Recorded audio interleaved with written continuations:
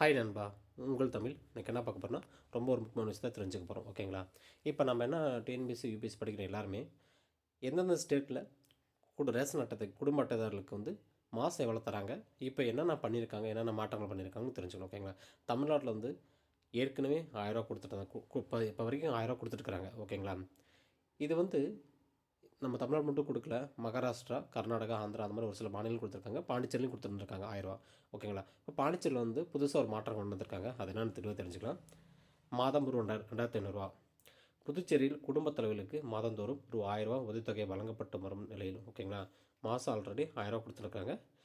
உயர்த்தி மாதம் ஒரு 2500 உதவித்தொகை வரும் ஜனவரி 12 முதல் வழங்கப்படும். ஓகேங்களா? என்ன சொல்கிறேன்னா, இந்த 1000 வந்து உயர்த்தி 2500 கொடுக்க போகிறாங்க. அப்போ ஜனவரி 12 கொடுக்குறாங்க. ஓகேங்களா? அது மட்டும் இல்லாமல் பொங்கலுக்கான தொகுப்பு எதுவும் கொடுக்க போகிறாங்க. ஓகேங்களா? இது வந்து ரொம்ப முக்கியமானது. இப்போ வந்து யூனியன் பிரதேசம் வந்து புதுச்சேரி வந்து யூனியன் பிரதேசம் தான். ஓகேங்களா? அதில் வந்து ஏற்கனவே குடும்ப அட்டைதாரர்களுக்கு 1000 கொடுத்துருக்காங்க. இப்போ 2500 கொடுத்துருக்காங்க. கொஸ்டின் எப்படி வேணால் வரும். நம்ம தெளிவாக தெரிஞ்சுட்டு தெளிவாக படித்து வச்சுட்டா ரொம்ப யூஸ்ஃபுல்லாக இருக்கும். இந்த நோட்ஸை வந்து மறக்காமல் நீங்கள் எழுதி வச்சுக்கோங்க. கண்டிப்பாக யூஸ்ஃபுல்லாக இருக்கும். இந்த வீடியோ பிடிச்சா லைக் பண்ணுங்கள், சப்ஸ்கிரைப் பண்ணுங்கள், எல்லாருக்கும் ஷேர் பண்ணுங்கள். பாய் அன்பா, உங்கள் தமிழ்.